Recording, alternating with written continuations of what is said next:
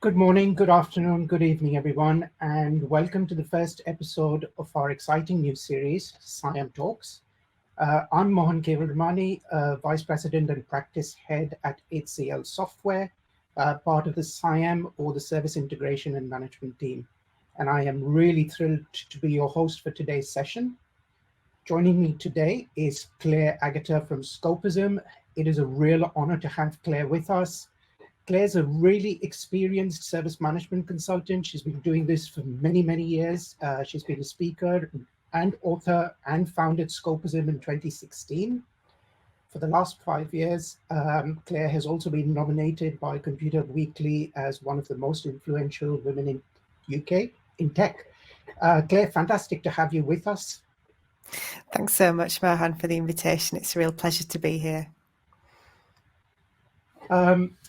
In this series, since it's the first one, we'll be diving deep into the world of service integration and management, or SIAM. We like our acronyms in IT and tech. And whether you're a seasoned professional or you are new to the concept, we're hoping that these talks will provide you valuable insights and some thought-provoking discussions. But before we jump into the sessions, I'd like to remind you guys to take full advantage of this session. It is hopefully interactive. And if you have any questions for us, feel free, just drop them in the comment section and we'll address them as soon as we can. So without further ado, let's jump right into our first topic and let's introduce service integration and management. So Claire, you're probably best place to answer this because you guys literally wrote the textbook on SIAM. If you can just give us a little bit on what is the history of SIAM, how long has it been around, and where did it come from? Happy to. Thanks, Mohan. So SIAM, Service Integration and Management, as you said, has been around for longer than most people think, coming up on a couple of decades. And really the evolution of SIAM matches a lot of the changes we've seen in how businesses work and in the world of outsourcing as well, because we saw the rise of outsourcing in the 1980s, and what you tended to get at the time was the big monolithic outsourcing arrangements where organizations would take their entire IT function or logistics or whatever it might be and give that to somebody else to administer on their behalf. At the same time, IT technology was becoming much more critical in day-to-day business operations, and specifically in the UK government, what managers and leaders found was they were spending a lot of money on tech projects and not getting the value that they expected. So a lot of thinking went on in UK government departments like the National Health Service, Department for Work and Pensions, to try and find a new way to approach IT sourcing and a way to effectively get a good return on investment, good value for money from these massive contracts that they were allocating. And this is where the kind of the seed of SIAM was sown, because organizations started to think, actually, maybe it's not good practice to give everything to one provider, because we want to take advantage of specialisms. So perhaps we chunk up the work and think, well, this organization is the best for application development, so let's work with them. And this organization is the best for operational support, so let's work with them. But of course, that just created new challenges in now we've got this complex mesh of service providers. How do we actually manage them? And this is the kind of the key of SIAM, that the value statement for SIAM is it allows us to holistically manage these complex supply chains that pretty much every single organization has now within its technical delivery, and as digital transformation takes root outside of technology as well. So the key thing for SIAM is, how do we get brilliant return on investment, access to best of breed services, the ability to add, remove service providers as we need to, you know, the ability to scale and flex, and yet still keep on top of everything. And it's through introducing that service integrator role, it's through adopting SIAM principles that organizations are able to do that.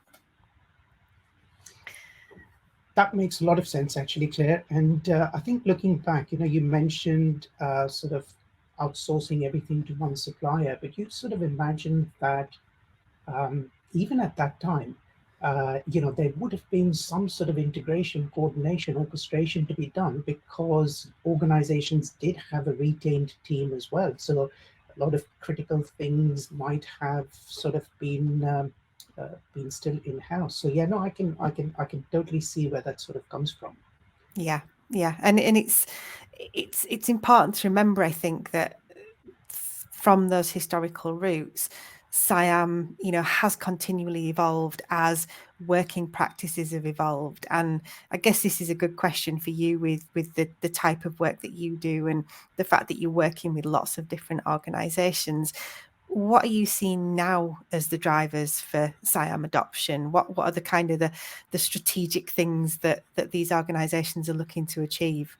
Yeah, it's a really good question, actually, Claire, and sort of I think almost following on from what you were describing as the need for SIAM, where organizations kind of moved from you know, large monolithic contracts to lots of different providers and best of breed.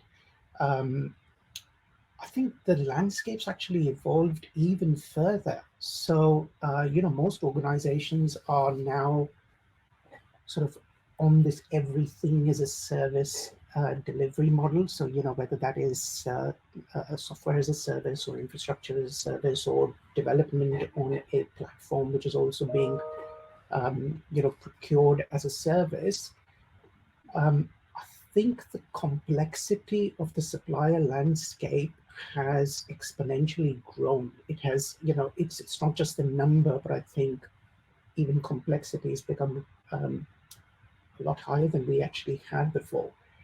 And with the sort of adoption of the cloud and this need for agility, and you know, you use the word flex, I think even best practice frameworks have kind of moved on. So going back to the days of the monolithic contracts, you know, ITIL was almost the de facto standard, right? I mean, you never really came across anything else. But now, you know, you've got lots of different frameworks out there. So different variations of agile or safe, for example. You know, the way teams are structured now are very different to how they were before. So rather than having a separate development or an operations team, you know, now you've got DevOps in most large organizations. But what you also find is, unless you're a startup, most organizations have a mix of both, right? And I think the mindset has also changed. So a lot of large organizations that we work with, you know, previously where the objective of the contract was almost sort of outsourcing or outtasking the delivery of certain tasks, conversations have kind of moved on more into outcomes. So, you know, you've got clients talking to us about sort of business outcomes rather than, you know, tech or IT speak. And I think the other big one, and you did mention this, was the ability to have suppliers come in and out in a seamless manner. And I think, again, if you go back to the I'm hesitating to use the word good old days, but if you go back to because I'm not really sure, but you know, if you go back to those long monolithic contracts, it was quite common to have sort of 7 or 10-year contracts, but those don't exist anymore. You're, you know, at 3 at best. You know, you also tend to see sort of year-long contracts. So I think strategic drivers really are, you know, the rapid evolution, the changes that have taken place in the environment. And I think businesses realize that coordination, orchestration, sort of managing providers is not necessarily core to their business. Mm-hmm. So they would rather spend their time focusing on the business side of things and then engage with a provider that provides all of the things that you mentioned. You know, the flex, the ability to scale, the experience with sort of doing this with other organizations. Also, again, if you look at it from a duplication or a tools or technology point of view, the minute you have lots of providers in the mix and each one sort of works differently, it gets very, very complex and it can get very, very expensive. So to have a provider that gives you that ability to quickly onboard, offboard, seamlessly integrate, I think is a massive plus. So to me, really, if you a headline summary, so I think really it would be to make sure that the supplier ecosystem plays well together as one single team for the benefit of the client and the organization, and not really for individual agendas. Yeah. And have you noticed since the COVID pandemic, have you noticed more desire to add service providers, you know, work in different ways, work more globally?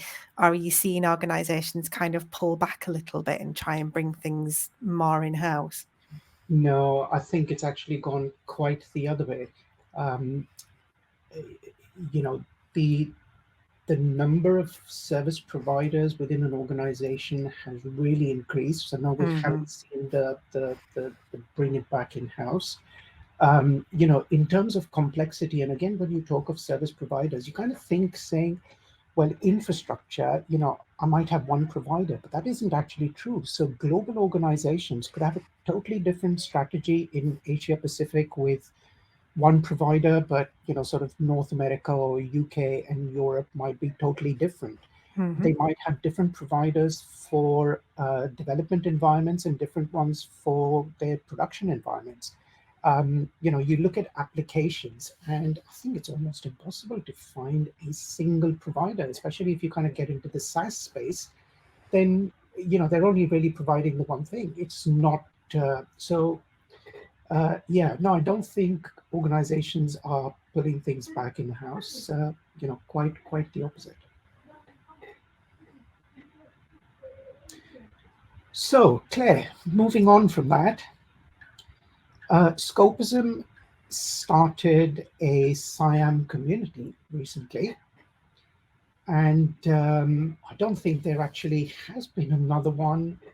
I can't recall of any other SIAM community that is actively involved in trying to get the word around.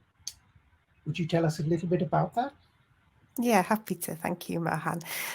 So you mentioned earlier on in this episode that at Scopism we wrote the SIAM textbook, and we did kicking that off back in 2017. We worked with lots of people from across industry, you know, lots of different types and sizes of organisations to write the SIAM Foundation body of knowledge and then the professional body of knowledge. And it was a big principle for us that we'd worked on this content with volunteers.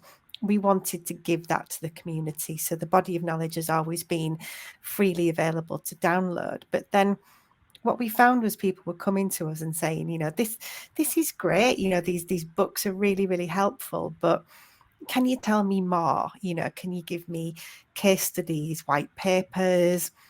Who can I ask about this? Who can help me do that? And it became apparent to us that there was a really strong SIAM community. There are people who have a lot to contribute and people who have a lot of questions to ask, who are quite early on their journey. So we came up with this concept of the Scopism SIAM community, which is an online community. It's free to join. So anybody can join at any point in their SIAM career. that's where you'll find the bodies of knowledge now. You'll find white papers that we publish. We'll be adding case studies. So lots happening in there. And I think one thing that's really important to mention is it is free because of the support we've had from organisations like HCLSoftware. So HCLSoftware are our first community partner, which means that they're working with us across a year to help with SIAM content, SIAM events. And I think that is just it's kind of a reflection of, firstly, the commitment that HCLSoftware has to the SIAM community, but also as to what a good community it is and how willing people are to support each other. So, we're really grateful for what HCLSoftware has done and, the work that yourself and other key people from the team do in the community. And we just want to see it grow from there. So we'll carry on in the online space. We will build relationships and try and support and nurture regional groups as well. So there's different communities around the world. And it's early days, we're a couple of months in and already more than 700 members. So I think the sky's the limit, and it's just a fantastic journey to be on. That sounds amazing, Claire. And I did join the kickoff that you'd had for the community. And I think the word that really described what it was all about, you used the word safe. Yes. And I think that really hit me because, when you think of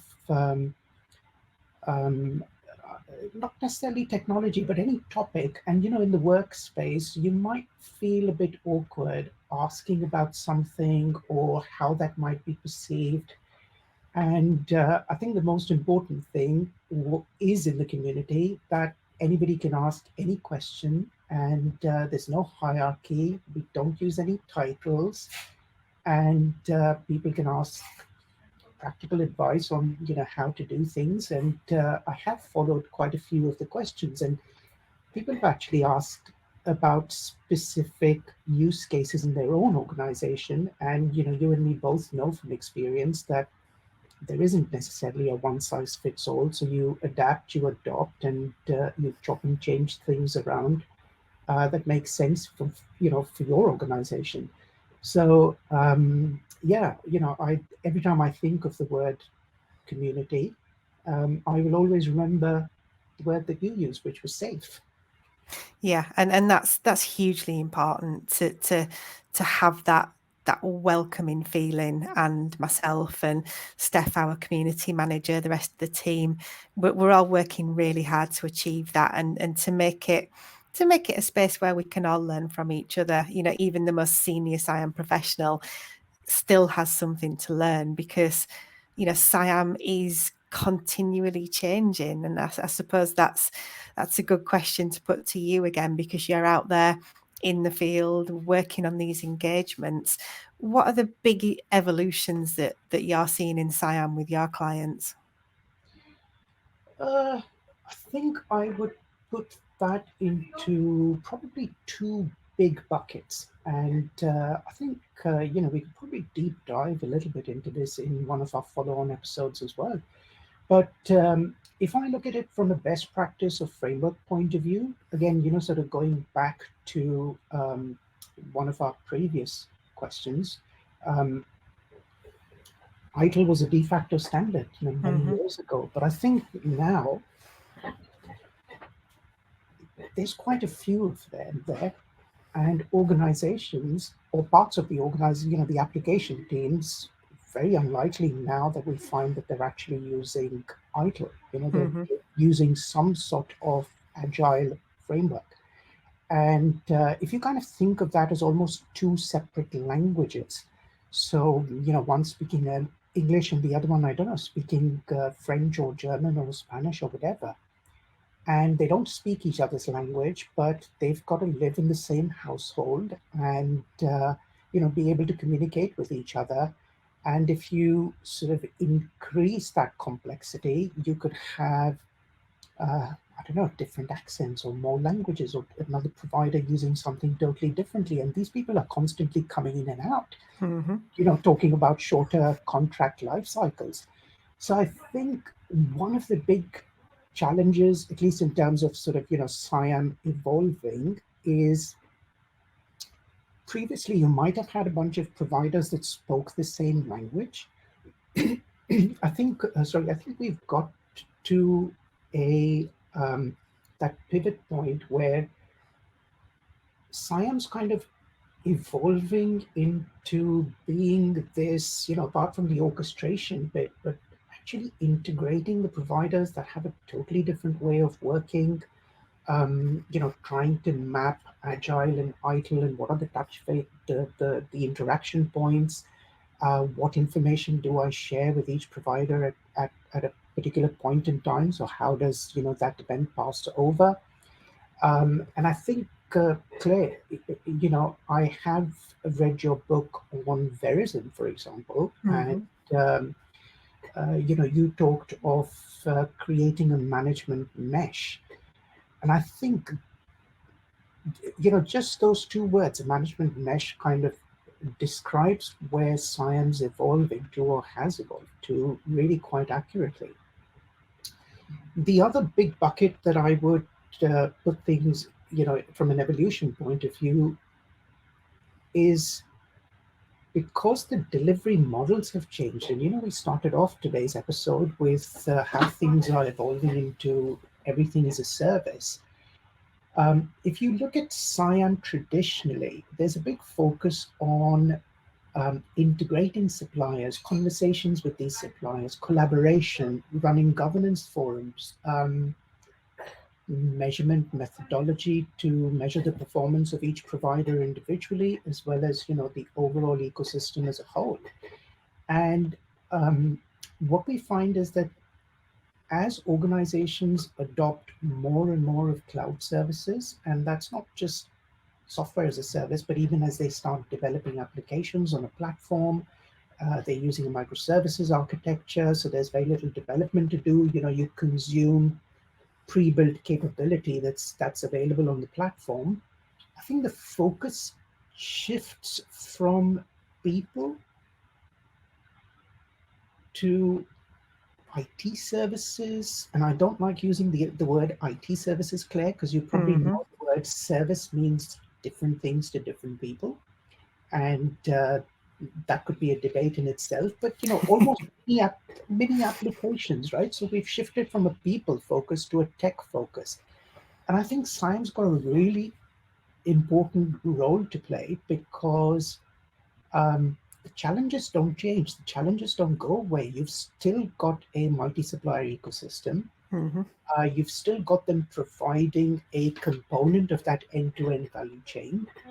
You've got the management of the end user experience, because every provider is going to go through life with the blinkers, with blinkers on, because they've only signed up to provide a certain thing. So I think, from an evolution point of view, I think for me, those would be the two big ones where, we've got to adapt SIAM and the best practices, because they're still very, very relevant. But we've just got to adapt them to the new landscape that we're actually dealing with. So yeah, that was it, I think, for me. And Claire, it has been fantastic, as always, to speak to you. And we will wrap up our first episode of SIAM Talks. Thank you all so much for joining us today. I hope you found this introduction to service integration and management insightful and engaging. Remember, though, this is just the beginning of our series, and we have a lot more exciting content coming your way. So stay connected, stay curious, join the SIAM community, and keep exploring the world of SIAM. Have a great day, and I hope we see you all in the next episode. Thanks, everyone. Thank you, Claire.